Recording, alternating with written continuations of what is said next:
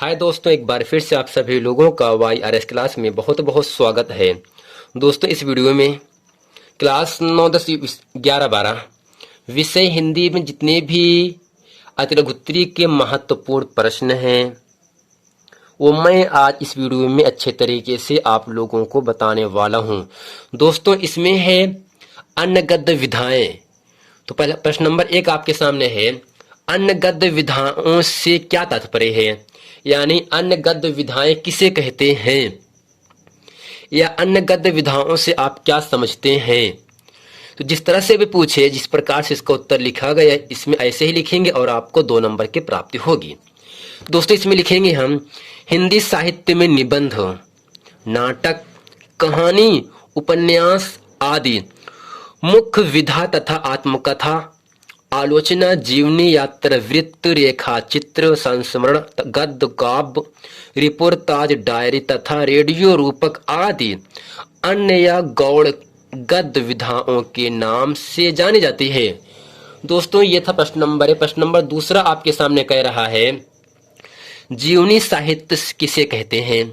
जीवनी साहित्य किसे कहते हैं, इसमें लिखेंगे किसी महान पुरुष की, किसी बड़े महान व्यक्ति की जन्म से लेकर के मृत्यु तक की घटनाओं का विवरण जब कोई लेखक साहित्यिक ढंग से करता है तो उसे जीवनी साहित्य कहा जाता है। यानी दोस्तों, किसी महान व्यक्ति के बारे में जब से वह इस संसार में जन्म लिया है और जब इस संसार से विदा होता है उसने के बीच में, यानी जब इस दुनिया में आया, जब तक जिया और उसके जीने में जितना भी कार्य किया गया, उन सब को जब कोई लेखक के साहित्यिक ढंग से करता है तो उसे हम क्या कहते हैं दोस्तों, जीवनी साहित्य कहा जाता है। प्रश्न नंबर 3 आपके सामने दोस्तों कह रहा है, भारतेंदु युगीन 2 जीवनी लेखकों के नाम व रचना लिखिए। दोस्तों, भारतेंदु युगीन 2 जीवनी लेखक व उनकी रचना निम्नलिखित है। तो दोस्तों, पहला आपके सामने है भारतेंदु हरिश्चंद्र। दोस्तों, इनकी रचना है कालिदास की जीवनी। दूसरा है प्रताप नारायण मिश्र, इनकी रचना है आचरण की सभ्यता। यानी दोस्तों, भारतेंदु युग की 2 लेखक कौन है, भारतेंदु हरिश्चंद्र हैं और प्रताप नारायण मिश्र हैं। भारतेंदु हरिश्चंद्र द्वारा कालिदास की जीवनी लिखा गया, जबकि प्रताप नारायण मिश्र द्वारा आचरण की सभ्यता लिखा गया। अगला प्रश्न आपके सामने है, द्विवेदी युगीन 2 जीवनी लेखकों के नाम लिखिए। यानी द्विवेदी युग के 2 जीवनी लेखक, गद्य नहीं ना पद्य ही, आपको ना तो कह रहा है यहाँ से द्विवेदी युग की 2 जीवनी लेखकों के नाम लिखिए। दोस्तों, इसमें लिखेंगे हम द्विवेदी युग की 2 जीवनी लेखक निम्नलिखित हैं। तो दोस्तों, पहला है बाबू गुलाब राय, दूसरा है संपूर्णानंद। यानी दोस्तों, बाबू गुलाब राय और संपूर्णानंद जो हैं ये द्विवेदी युग के जीवनी लेखक हैं। प्रश्न नंबर दोस्तों अगला है, आत्मकथा से आप क्या समझते हैं या आत्मकथा से क्या तात्पर्य है। दोस्तों, इसमें लिखेंगे लेखक द्वारा अपने जीवन का स्वयं किया गया प्रस्तुतिकरण आत्मकथा कहलाता है। यानी दोस्तों, अपने बारे में जो कुछ लिखा जाए, अपने बारे में जब लेखक, जब रचयिता अपने बारे में जो कुछ भी लिखता है दोस्तों, उसे क्या कहा जाता है, आत्मकथा कहा जाता है। अब दोस्तों, अगला प्रश्न आपके सामने है, आत्मकथा लेखन का आरंभ कब से माना जाता है। दोस्तों, आत्मकथा लेखन का आरंभ द्विवेदी युग से माना जाता है। ऐसे पूछ सकता है, आत्मकथा लेखन किस युग से माना जाता है। दोस्तों, जो आत्मकथा लेखन है वो उसका आरंभ द्विवेदी युग से माना जाता है। अगला है, आत्मकथा और जीवनी में क्या अंतर है।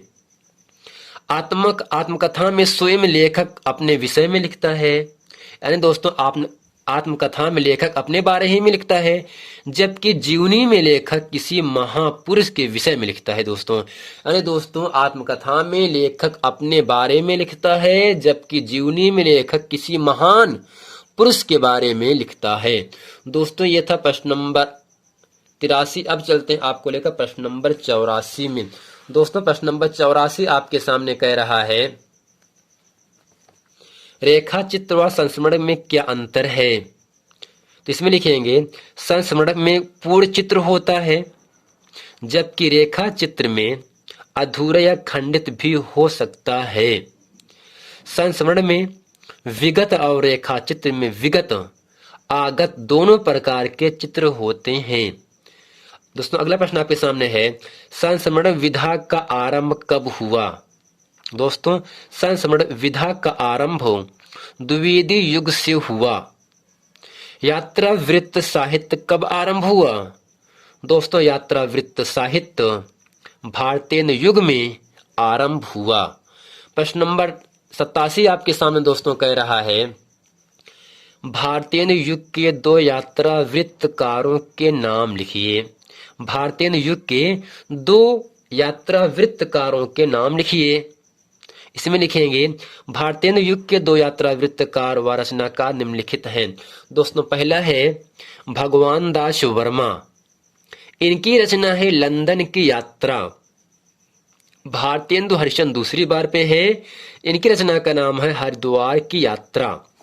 प्रश्न नंबर दोस्तों 88 आपके सामने कह रहा है, द्विवेदी युग के किन्हीं 2 यात्रा वृत्तकारों के नाम लिखिए व रचना लिखिए।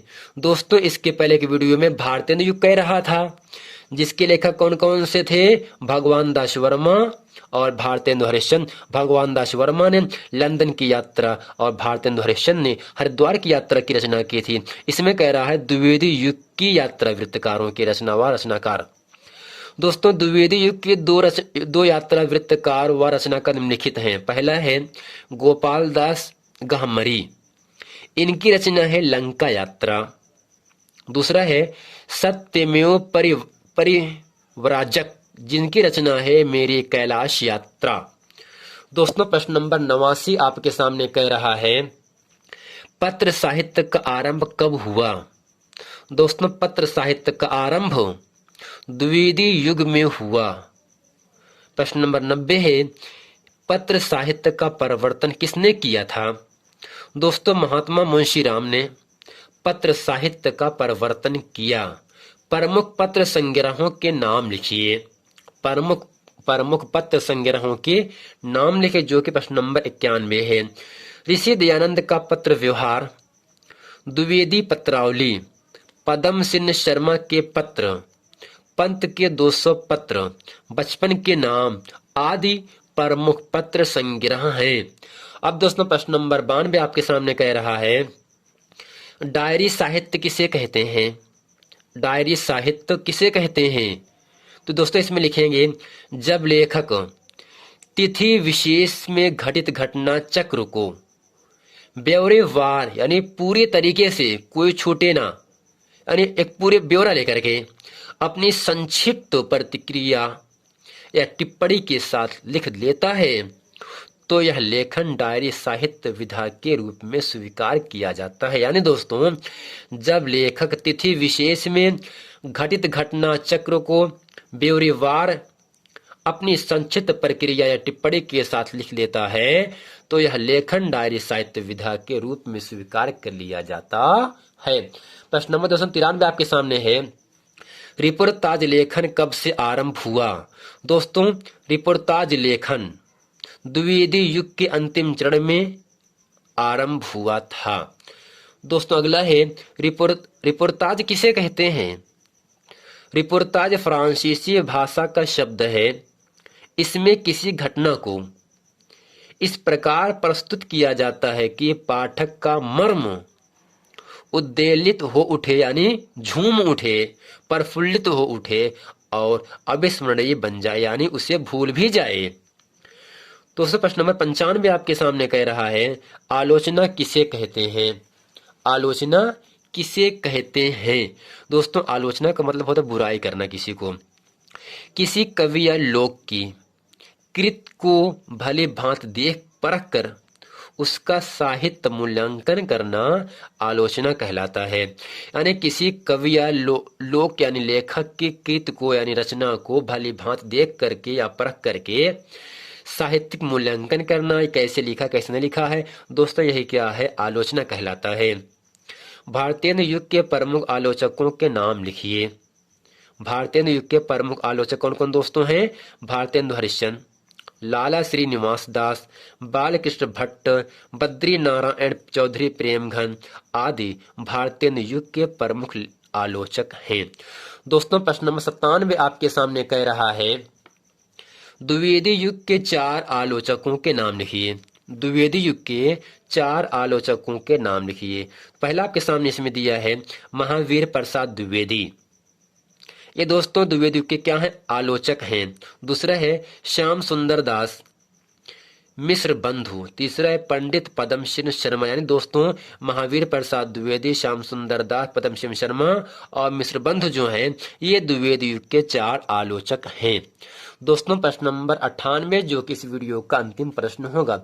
98 आपके सामने कह रहा है दोस्तों यहाँ से, हिंदी साहित्य के इतिहास में सर्वाधिक मतलब सबसे ज्यादा योगदान देने वाले समालोचक कौन हैं? दोस्तों इसमें लिखेंगे हिंदी साहित्य के इतिहास में सर्वाधिक योगदान देने वाले समालोचक आचार्य रामचंद्र शुक्ल जी हैं। दोस्तों उम्मीद करते हैं यह पूरा प्रश्न वीडियो आप लोगों को बहुत अच्छे तरीके समझ में आ गया होगा। मिलते हैं दोस्तों नेक्स्ट वीडियो में, तब तक के लिए थैंक यू।